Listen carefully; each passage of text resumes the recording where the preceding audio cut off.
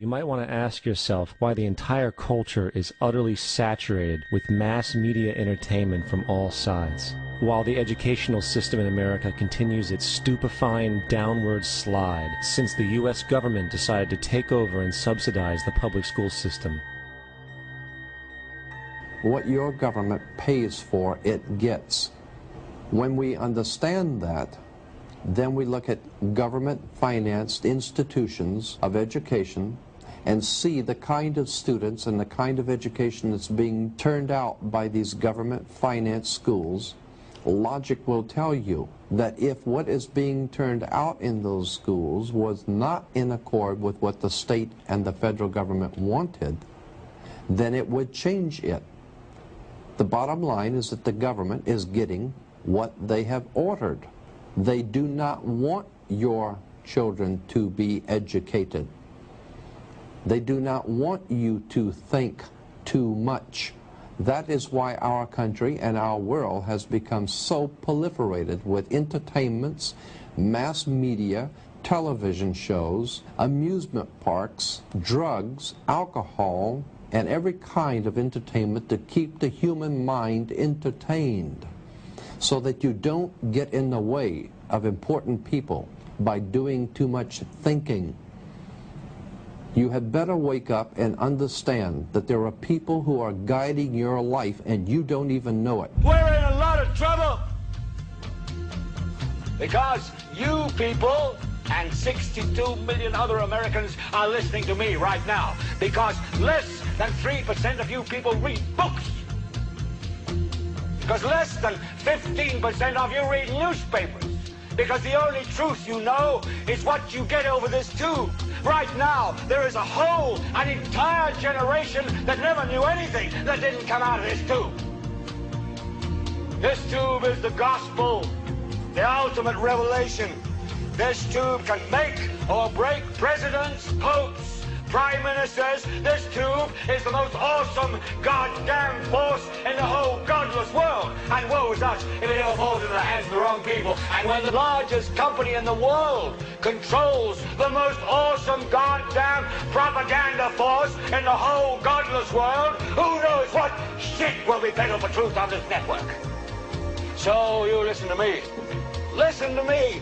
Television is not the truth. Television is a goddamn amusement park.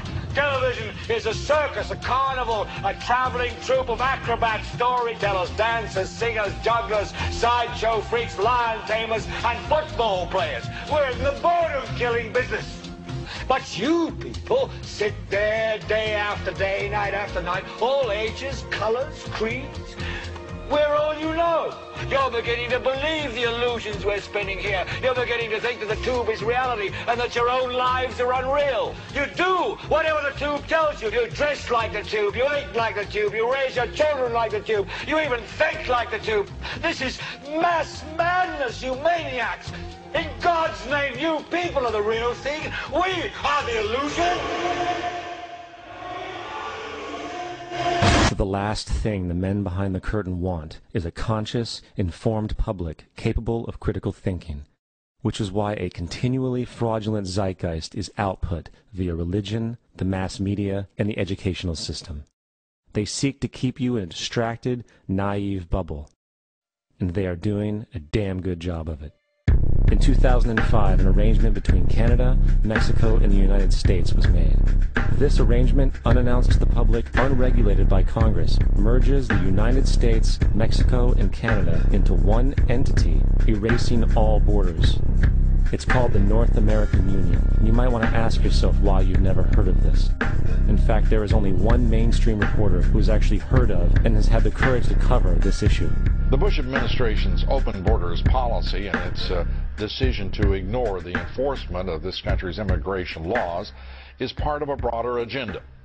President Bush signed a formal agreement that will end the United States as we know it, and he took the step without approval from either the U.S. Congress or the people of the United States. It's a deal that few have even heard of. It's being done again by very few people at the very top on behalf of the investment class, but the working class of people, political officials across our country, from communities, from cities and so forth, they don't know anything about this. This isn't some trade agreement. It is a total removal of sovereignty from these countries, which will also result in a completely new currency called the Amero. Fall.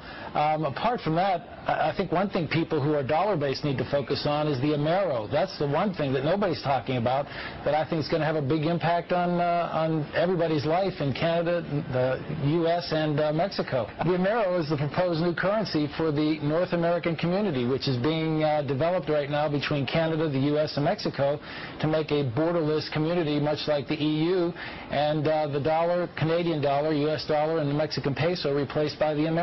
By default of this agreement, the American Constitution will eventually be obsolete. You would think that a situation like this would be on the cover of every major newspaper. That is until you realize that the people who are behind this movement are the same people behind the mainstream media, and you are not told what you're not supposed to know. The North American Union is the same concept as the European Union, the African Union, and the soon-to-be Asian Union, and the same people are behind all of them. And, when the time is right, the North American Union, the European Union, the African Union, and the Asian Union will be merged together, forming the final stages of a plan these men have been working on for over 60 years. A one-world government.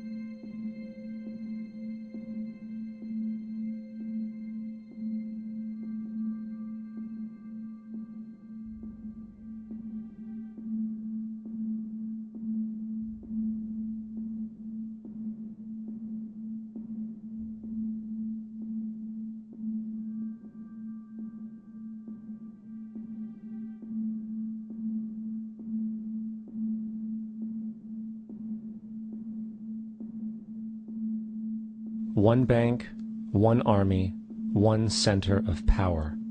And if we have learned anything from history, it is that power corrupts, and absolute power corrupts absolutely. This is Aaron Russo, a filmmaker and former politician. To his left is Nicholas Rockefeller of the infamous Rockefeller banking and business dynasty. After maintaining a close friendship with Nicholas Rockefeller, Aaron eventually ended the relationship, appalled by what he had learned about the Rockefellers and their ambitions.